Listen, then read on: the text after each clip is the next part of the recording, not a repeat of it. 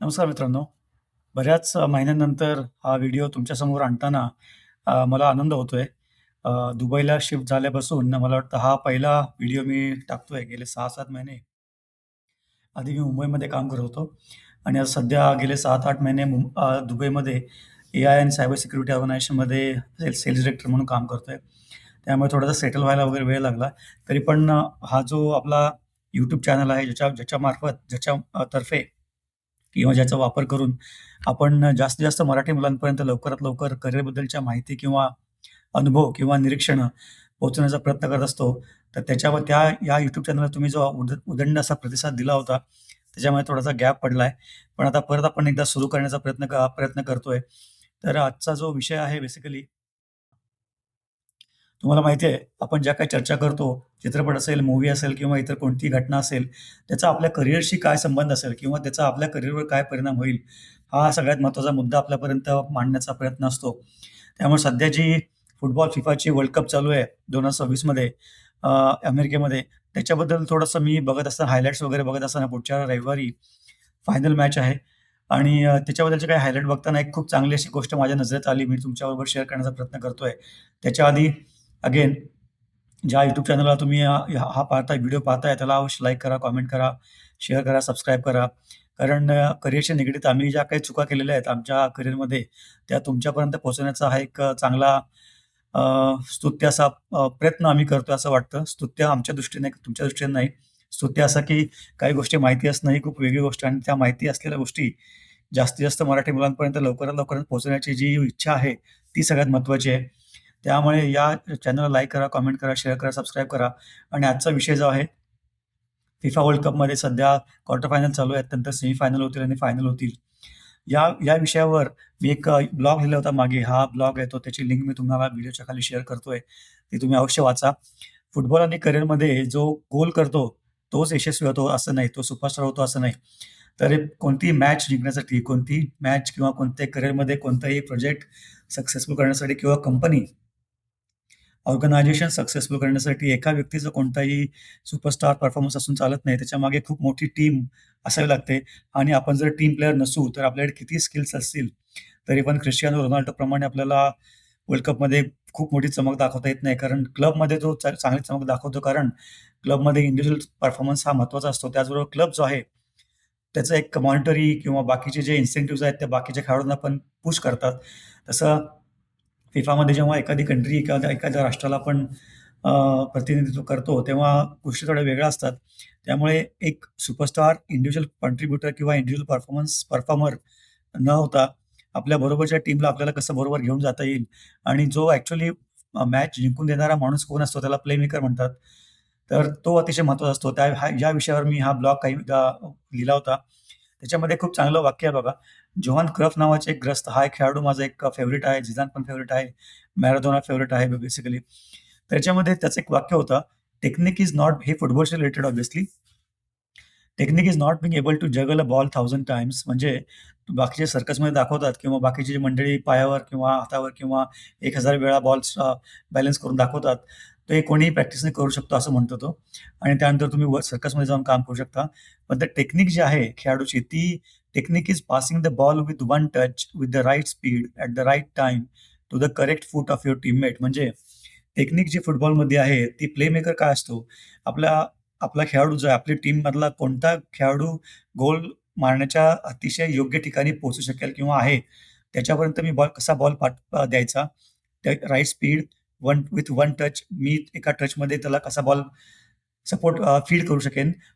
तो योग्य स्पीडने गेला पाहिजे, योग्य वेळी गेला पाहिजे आणि त्याचबरोबर तो जो आपला खेळाडू आहे, आपला टीममेट आहे, त्याचा राइट किंवा लेफ्ट यातला कोणता पाय स्ट्राँग आहे.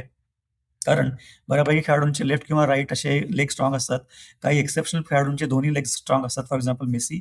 तर त्या आपला खेळाडू जो कोणी चांगल्या ठिकाणी, योग्य ठिकाणी असेल, त्याला योग्य वेळी, योग्य दिशेने आणि योग्य त्याच्या साइडला जेणेकरून तो फुल पॉवरने किंवा ॲक्युरसीने तो गोल करू शकेल.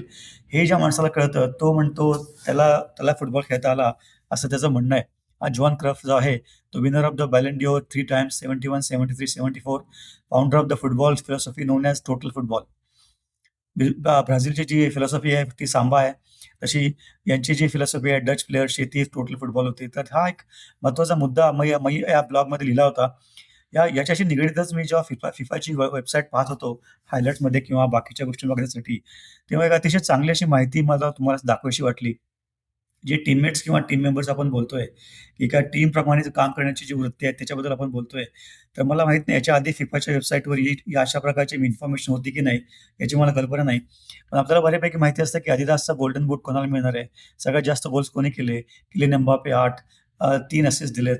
लायनल मेसी 8, 1 असिस्ट दिलाय. 563 मिनिट एम्बाप्पे खेळलाय. मेसी 468 मिनिट खेळलाय. Erling Haaland 7 goals, 416 minute. Harry Kane England आज त्यांची मॅच आहे पहाटे, म्हणजे उद्या पहाटे 6 गोल आणि 1 असिस्ट दिलाय. तर हे जे आपल्याला बऱ्यापैकी माहिती असतात गोल करणारी मंडळी. पण त्यांना मॅच जिंकवण्यासाठी गोल करणं ही फक्त तेवढीच एक गोष्ट मदत करत नाही. कारण गोल केलं तुम्ही किती केले, तरी पण समोरच्या टीमने तुमच्यावर गोल करू नये याबद्दल जे काही करता येईल, ते जे मंडळी करतात ते महत्त्वाचे असतात. त्यामुळे अटॅकिंग हे जर तुम्ही डिस्ट्रिब्युशन पाहिलं इकडे फिफाच्या ऑफिशियल वेबसाईटवर आहे. मी कुठेही कॉपी वगैरे केलेलं नाहीये. त्यामुळे attacking, distribution, defending, discipline, goalkeeping, movement आणि फिजिकल एक गेम खेळत असताना हे जे सगळे ॲस्पेक्ट्स आहेत, त्याच्याकडे आपलं बऱ्यापैकी दुर्लक्ष होतं. एका टीममध्ये काम करत असताना सुद्धा. मग ती टीम आपल्या कॉलेजमधील असेल, ऑफिसमधील असेल, समाजामधील असेल किंवा आपल्या घरामधील असेल असेल का होत नाही माहीत नाही आज. तर हे जे गेमचे ॲस्पेक्ट्स आहेत त्याच्याकडे आपण लक्ष देत नाही. अटॅकिंगमध्ये जर आपण पाहिलं, अटॅकिंगमध्ये कोणते पॅरामीटर्स आहेत? Kylian Mbappe 3 assist, attempts on target, attempts at goal, attempts at goal conversion rate, attempts inside the penalty area, attempts outside the penalty area. हे जे सगळे ॲस्पेक्ट्स आहेत ते त्यांनी इकडे दिलेले आहेत. 19 त्यांनी कॉर्नर किक्स घेतलेले आहेत. आणि त्याच्यामध्ये त्यांनी 8 गोल केलेले आहेत. हे घ्या. ब्राहीम डायस याच्यामध्ये तुम्ही जर अटॅकिंगमध्ये पाहिलं, तर याच्यामध्ये तुम्हाला एर्लिंग हालंड आणि मेसीचं नाव दिसत नाही. त्यामुळे हे जे आहेत, म्हणजे याचा अर्थ हे जे पॅरामीटर्स आहेत, त्याच्यामध्ये ही मंडळी अजिबात बसत नाहीत, असा त्याचा अर्थ होतो. एम्बाप्पे 3 इथे 4 नंबरला आहे. मला वाटतं चुकीचं आहे. 5व्या नंबरला एम्बाप्पे दिसतोय इकडे. मेसी आणि हालंड का साहेब काय दिसत नाही तिकडे. तर हा जो पॅरामीटर आहे अटॅकिंगचा, तो अटॅकिंग फक्त गोल करण्यासाठीच नाही, तर बाकीचे जे आहेत, असिस्ट तुम्ही किती केले, टार्गेट अटेम्प्ट किती केले, अटेम्प्ट ॲट्स गोल किती केले आणि त्याचबरोबर कन्व्हर्जन रेट तुमचा काय आहे. हे जे सगळं आहे जे त्याच्यामध्ये अटॅकिंग हे पॅरामीटर्स लक्षात घ्या. त्यानंतर डिस्ट्रिब्युशन, प्लेयर डिस्ट्रिब्युशन जे आहे ग्राउंडवर आपण खेळत असताना पासेस तुम्ही किती दिले, पासिंग ॲक्युरसी तुमची किती होती, क्रॉसिंग ॲक्युरसी किती होते, क्रॉस किती दिले, defensive line breaks attempted, defensive line breaks accuracy, switches of play attempted. हे पॅरामीटर्स आपण शक्यतो लक्षात घेतच नाही. त्यामुळे ही जी मंडळी आहेत, या गेममध्ये अतिशय चांगलं काम करणारे त्यांची नावं पण माहीत आपल्याला नसतात. अशरफ हकीमी, रॉड्री स्पेनचा. डिफेंडिंगमध्ये जर आपण गेलो, तर डिफेंडिंगमध्ये गेल्यानंतर मोहम्मद हनी इजिप्तचा, own goal 2, force turnovers 10, defensive pressures applied 90. हे जे पॅरामीटर्स आहेत हे महत्त्वाचे आहेत. हे तुम्हाला मला दाखवायचे होते. कारण फक्त गोल करणं म्हणजे फुटबॉल असं अजिबात नसतं. हे जे बाकीचे पॅरामीटर आहेत ते आपल्याला माहितीच नसतात. म्हणजे अगदी करिअरमध्ये किंवा आपल्या प्रोजेक्ट टीममध्ये काम करत असताना सुद्धा ऑफिसमध्ये आपल्याला फक्त इंडिव्हिज्युअल परफॉर्मन्सवर ध्यान ठेवणं अतिशय महत्त्वाचं असतं. तो आपला कॅरियर असतो. परंतु त्या व्यतिरिक्त आपण जर आपल्या टीम प्लेयर म्हणून जर आपण उदयास आलो, तर आपल्या लीडरशिप क्वालिटीज आपले जे बॉसेस आहेत ते बघत असतात आणि त्यानुसार आपली प्रगती होत जाते. हा अतिशय महत्त्वाचा मुद्दा आहे. तुम्ही जर स्वतःच प्रत्येक गोल करणार असाल आणि बाकीच्यांना तुम्ही पास देणार नसाल किंवा बाकीच्यांना तुम्ही असिस्ट करणार नसाल, तर तुम्ही किती गोल केले तरी तुमचा रोनाल्डो होणार वर्ल्ड कपमध्ये हे लक्षात घ्या. त्यामुळे डिसिप्लिनमध्ये foul against, foul for, yellow cards, red cards वगैरे हे जे पॅरामीटर्स आहेत ते. त्यानंतर गोल कीपिंगमध्ये जे आहेत पॅरामीटर्स ते. आता याच्यामध्ये अतिशय महत्त्वाचा मुद्दा केप वर्डेने जे चांगलं ओझिनाने जे काम केलं होतं, त्याचं जर तुम्ही पाहिलं अर्जेंटिनाला अगदी त्यांनी घाईला आणलं होतं. त्याचं पण नाव इकडे 5 नंबरला त्याचं आहे. त्याच्यामध्ये goalkeeper saves, goalkeeper actions inside the penalty area, goalkeeper actions outside the penalty area वगैरे हे सगळे जे पॅरामीटर्स आहेत त्याने दिलेले आहेत. ॲक्चुअल पॅरामीटर जे आहेत ते हे याच्यापेक्षा खूप डिटेलमध्ये असतात. हे फक्त पब्लिक कन्झम्पशनसाठी म्हणून त्यांनी दिलेलं आहे. ही पण चांगली गोष्ट आहे, लक्षात घ्या. मूव्हमेंट जे आहेत, मूव्हमेंटमध्ये offers to receive, offers in behind, offers in between, offers in front, offers inside team shape, offers outside team shape, receptions in behind. हे सगळ्या गोष्टी ज्या आहेत त्या आपण याकडे आपलं लक्ष पण नसतं किंवा आपल्याला माहिती पण नसतं की या सगळ्या गोष्टी करायच्या असतात. आणि याचं फुटबॉल टीममध्ये खेळणं आणि वर्ल्ड कप जिंकण्याचा प्रयत्न करणं आणि आपल्या ऑफिसच्या किंवा कुटुंबातल्या टीमबरोबर एकत्र काम करून आपला जो वैयक्तिक गोल आहे किंवा प्रोफेशनल गोल आहे किंवा फायनान्शियल गोल आहे किंवा सोशल गोल आहे, त्याच्यामधला आपला रोल निभावणं हे किती महत्त्वाचं असतं हे तुम्हाला तुमच्या लक्षात यावं म्हणून हा व्हिडिओ मी करतोय. आणि सगळ्यात शेवटी फिजिकल तुमचा स्टॅमिनाच नसेल, तर तुम्ही किती चतुर चतुर असाल, बुद्धिमान असाल, कितीही तुमचा ॲटिट्यूड चांगला असेल, सिन्सिअरिटी असेल, हार्डवर्क करण्याची प्रवृत्ती असेल, तरी पण तुमचा जर फिजिकल स्टॅमिना नसेल किंवा तुमचा बौद्धिक स्टॅमिना नसेल किंवा तुमचा बाकीचे बोलायला नको. Psychological, physical, financial, social, economical, professional, personal stamina असतात. ते अतिशय महत्त्वाचे असतात. तुमची इन्व्हेस्टमेंट किती आहे? तुमची फायनान्शियल इन्व्हेस्टमेंट किती आहे कोणत्या प्रोजेक्टमध्ये? तुमची पर्सनल इन्व्हेस्टमेंट किती आहे? तुमची स्पिरिच्युअल इन्व्हेस्टमेंट किती आहे? तुमची फिजिकल इन्व्हेस्टमेंट किती आहे? तुमची मेंटल इन्व्हेस्टमेंट किती आहे? तुमची सायकॉलॉजिकल इन्व्हेस्टमेंट किती आहे? ह्या ज्या गोष्टी आहेत त्या खूप महत्त्वाच्या असतात. हे जे फिजिकलमध्ये आपण पाहिलं average speed kilometres per hour. Giovanni Reyna यूएसएचा 8.06 किलोमीटर्स पर अवरने पळाला असं त्यांचं म्हणणं आहे. त्याने जवळ-जवळ 19 किलोमीटर तो धावला. स्प्रिंट्स 71 मारल्या. High speed running 315 times. Alexander Soka Czechoslovakia 8.04 19 kilometre. आता याच्यामध्ये पण आपण पाहिलंय एम्बापे किंवा जो रोनाल्डो आहे, त्यांचं ॲक्सेलरेशन जबरदस्त असतं स्प्रिंट. पण त्यांचं नाव इथे नाहीये कारण त्यांनी ज्या स्प्रिंट केलेल्या आहेत, त्यांच्यापेक्षा जास्त या मंडळींनी केलेल्या आहेत. याचा हा महत्त्वाचा मुद्दा आपण लक्षात घेतला पाहिजे. सरप्रीत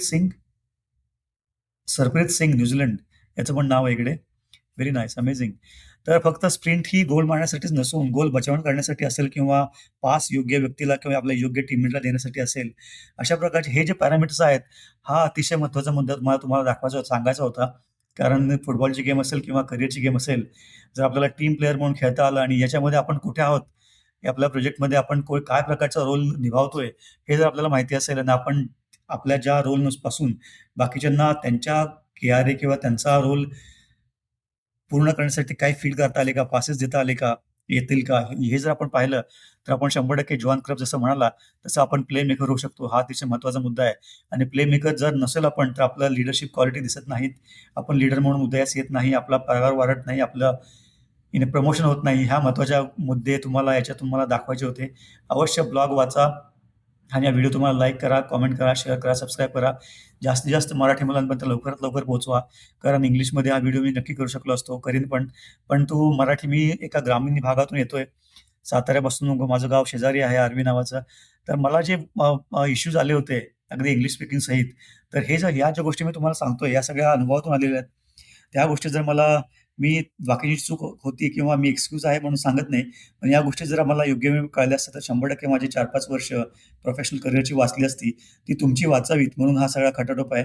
तर यापासून तुम्ही अवश्य धडा घ्या. तुमचे कमेंट करा, लाईक करा, शेअर करा, सबस्क्राईब करा आणि अशा प्रकारच्या कोणत्याही स्पेसिफिक सब्जेक्टवर तुम्हाला जर व्हिडिओ हवा असेल, तर 100% कळवा. त्यावर आपण नक्की विचार करू, अभ्यास करू. त्यानंतर माझे जे अनुभव असतील किंवा निरीक्षण असतील किंवा जे काही आपल्याला शेअर करता येईल, ते नक्की आपण शेअर करण्याचा प्रयत्न करू. तर लाईक करा, कमेंट करा, शेअर करा, सबस्क्राईब करा. धन्यवाद.